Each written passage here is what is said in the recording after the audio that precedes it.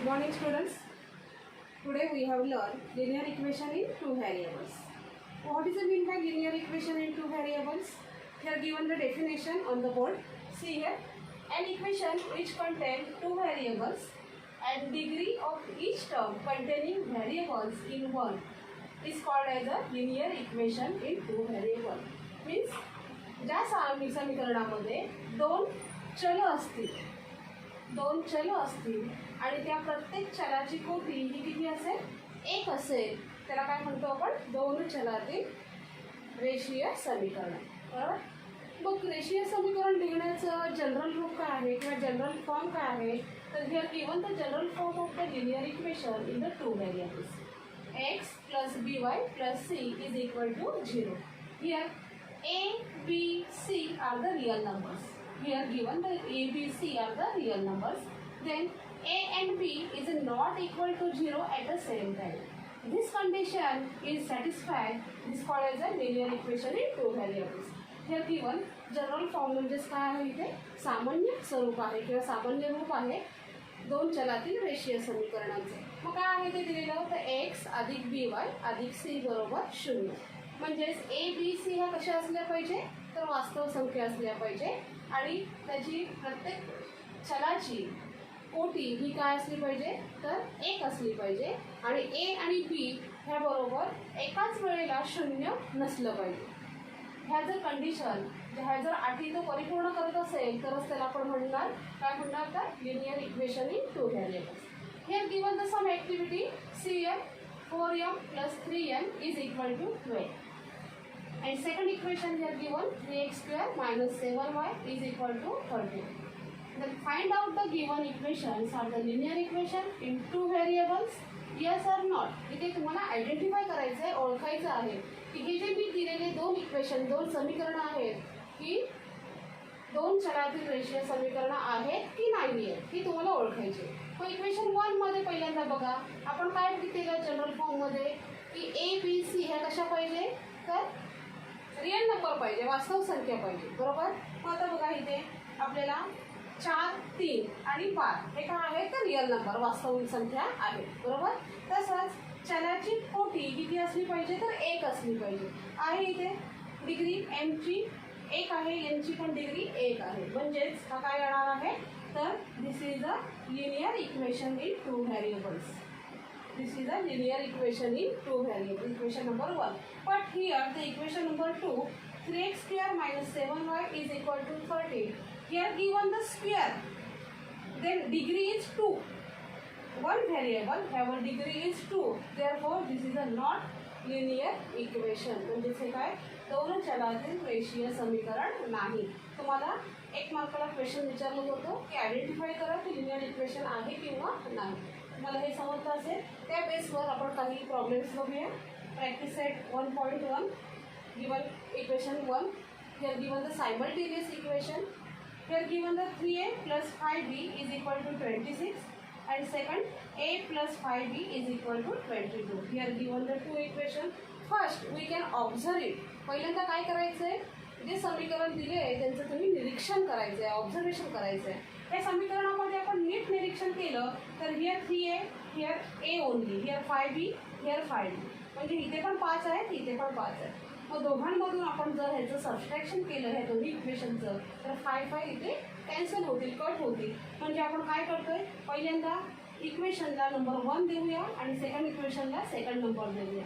Then subtract the equation second from 1. मग आपण काय करूया? समीकरण 1 मधून समीकरण 2 काय करूया? वजा करूया. Write down the here equation number 1 and then equation number 2. Okay. Then ज्यावेळेला सबस्ट्रॅक्शन करायचं असेल त्यावेळेला एक महत्त्वाची सूचना म्हणजे काय? तर इथे आपण काय करतोय? चिन्ह बदलतोय, साईन चेंज करतोय. प्लस म्हणून minus, plus minus, plus minus. 3a minus a इथे काही नाही म्हणजे काय असणार आहे? 1a. 3 minus 1 2a. 5b 5b cancel. 26 minus 22 is equal to 4. Therefore 2 is a multiplication here divided. Therefore a is equal to 4 upon 2. 2 1s are 2 and 2 2s are 4. Therefore a is equal to 2. Then this value is put in equation number 1 और 2. तुम्ही कोणत्याही इक्वेशनमध्ये ती किंमत तुम्ही भरू शकताय. मग ही किंमत आपण काय करूया, इक्वेशन नंबर 1 मध्ये भरूया.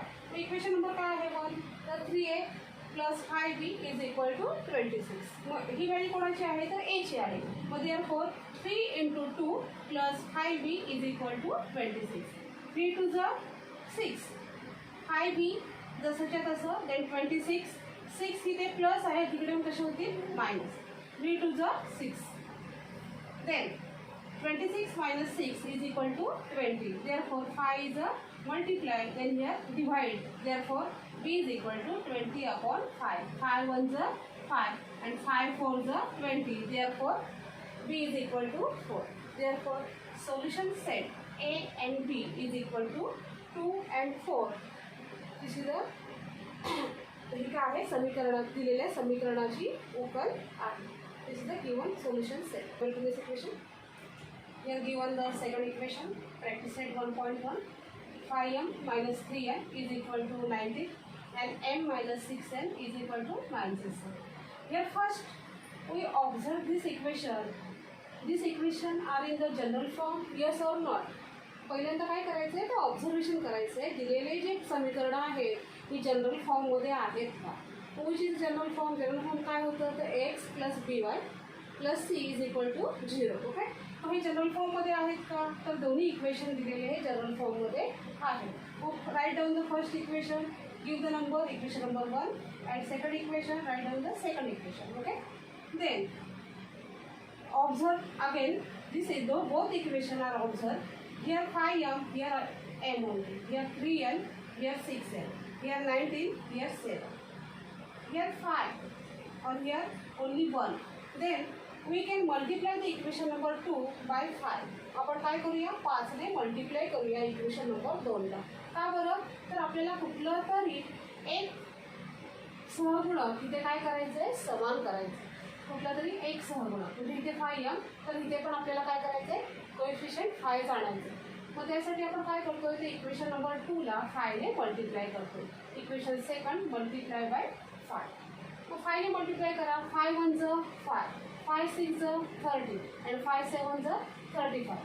म्हणजे 5m वजा 30n बरोबर वजा 35. Equation number 3. आता इक्वेशन नंबर 3 आणि इक्वेशन नंबर 1 चं ऑब्झर्वेशन करा. Here 5m, here also 5m, but here give the same sign plus and plus. दोन्हीकडे काय आहेत, आपल्याला सेम साईन असतील तर आपल्याला काय करावं लागेल, दोघांची सबस्ट्रॅक्शन करावी लागेल, वजाबाकी करावी लागेल, तरच हे दोघांमधून जातील. मग आता काय करतोय आपण बघा, subtract the equation number 1 from equation 3. म्हणजे समीकरण 3 मधून इक्वेशन 1 आपण काय करतोय, वजा करतो. दिस इज द इक्वेशन नंबर 3. तर इक्वेशन नंबर 1 राईट डाऊन. परंतु आपण ज्या वेळेला सबस्ट्रॅक्शन करतो त्यावेळेला आपण काय करतोय, फर्स्ट इथे केअर घेतोय की साईन चेंज करण्याची. Here plus, here also minus, plus minus plus, then plus minus. 5 minus 5 cancel, then 30 plus 3 minus 30 plus 3 म्हणजे 30 मधून 3 गेले, किती राहिले, तर 27. हे sign give the largest number, म्हणजे मोठ्या संख्येचं चिन्ह आपण इथे दिलेलं आहे. मोठ्या संख्येला चिन्ह काय आहे, तर वजा. तो minus sign here. Here also here minus, here minus, minus minus plus, दोघांची काय होणार आहे, ॲडिशन. 35 प्लस 19, 9 प्लस 5 4, 9 प्लस 5 14, 4 1 carry, 3 plus 1 and 1 5. Therefore minus 54. Minus minus cancel. 27 इथे मल्टिप्लाय आहे, तिकडे येऊन कशी होती, divide. 27 1s 27, 27 2s 54. Therefore n is equal to 2. मग जशी आपण यांची व्हॅल्यू काढलेली आहे त्या पद्धतीने आपल्याला एमची व्हॅल्यू सुद्धा काढायची आहे. दुसऱ्या व्हेरिएबलची सुद्धा व्हॅल्यू आपल्याला फाइंड आउट करायची आहे. मग ती व्हॅल्यू कशी फाइंड आउट करणार, तर ही व्हॅल्यू तुम्ही कोणत्याही इक्वेशनमध्ये, म्हणजे इक्वेशन नंबर 1 2 और 3 तिन्हीपैकी एका कोणत्याही इक्वेशनमध्ये तुम्ही ती व्हॅल्यू पुटअप करून सेकंड व्हेरिएबलची व्हॅल्यू काढू शकता. मग here given n is equal to 2. Place this value in equation number 1. मी काय केलेलं आहे, समीकरण 1 मध्ये ती व्हॅल्यू किंमत भरलेली आहे. तर समीकरण 1 काय आहे, तर 5m मायनस 3 यांची value 2 is equal to 19. 3 2 6, minus आहे, इकडे येऊन कशा होतील, प्लस. 19 प्लस 6 25, 5 इथे मल्टिप्लाय, इकडे येऊन कसं होणार, डिवाइड. 5 1 ज 5 and 5 5 ज 25. Therefore m ची व्हॅल्यू किती आलेली आहे? 5 आलेली आहे.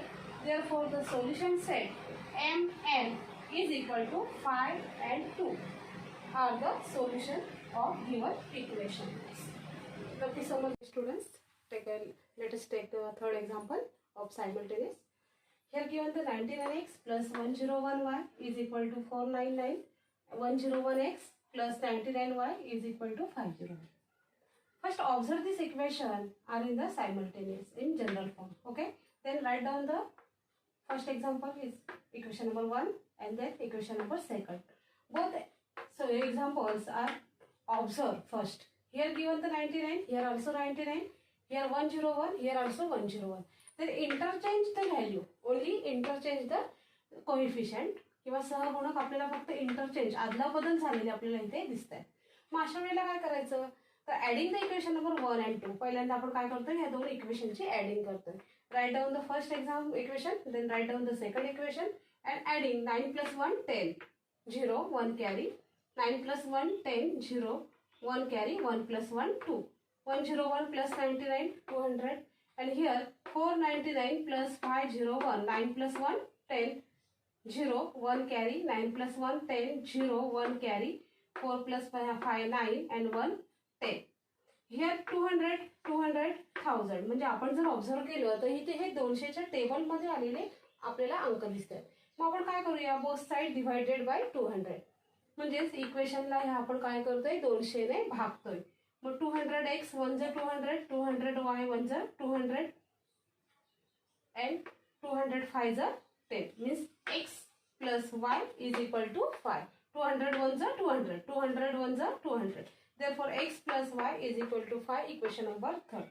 Then जसं आपण ऍडिंग केलं त्याच पद्धतीने आपण इथे काय करतोय तर subtract equation 1 from the second. Equation second मधून इक्वेशन 1 आपण काय करायचंय सबस्ट्रॅक्ट. मग सबस्ट्रॅक्ट करताना आपण इथे काय करतोय write down the second equation, then write down the first equation, then the subtract. ज्या वेळेला आपण इथे वजाबाकी करतोय त्यावेळेला आपण काय करतो चिन्ह बदलतो. प्लसचं मायनस प्लसचं मायनस प्लसचं मायनस. 101 मायनस 99 म्हणजे 101 मधून 99 गेले किती राहिले 2. 101 मायनस 99 2. देन 501 मायनस 499 2. हिअर ग्रेटर नंबर म्हणजे नंबर ग्रेटर मोठा अंक जिथे आहे त्या मोठ्या अंकाचं आपण इथे काय लिहितो चिन्ह लिहितो. प्लस मायनस मायनस सबस्ट्रॅक्शन झालेली आहे आणि चिन्ह कोणाचं घेते मोठ्या अंकाचं म्हणजे 2x - 2y is equal to 2. Here 2 2 2 म्हणजे सगळीकडे आपण जर निरीक्षण केलं तर आपल्याला काय दिसतंय तर 2 दिसत आहेत. मग आपण काय करूया बोथ साइड डिवाइडेड बाय 2. 2 ने पुन्हा डिवाइड करूया. 2 1 ज 2 2 1 ज 2 and 2 1 ज 2 means x - y is equal to 1. Equation number 4. पुन्हा आपण काय करूया तर इक्वेशन 3rd आणि 4thचं ऑब्झर्वेशन केलं तर आपल्याला काय दिसतंय इथे प्लस आणि इथे मायनस म्हणजे opposite signs are there. Therefore the adding equation number 3rd and 4th. तो इक्वेशन नंबर 3rd आणि 4thची आपण काय करूया adding. Equation 3rd is x + y is equal to 5 and equation 4th is x - y is equal to 1. x + x 2x y cancel 5 + 1 6. Then 2 इथे multiply आहे इकडे काय होणार डिवाइड 2 1 ज 2 and 2 3 ज 6.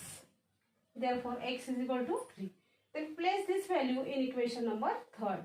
कोणत्याही इक्वेशन मध्ये ही व्हॅल्यू तुम्ही पुट करू शकताय. मी इथे इक्वेशन 3rd मध्ये पुट केलेली आहे बघा. मग 3 प्लस आहे इकडे कसं झालेलं आहे minus. Therefore y is equal to 2. This is the solution set. Therefore x y is equal to 3 and 2 are in the solution of the given equation.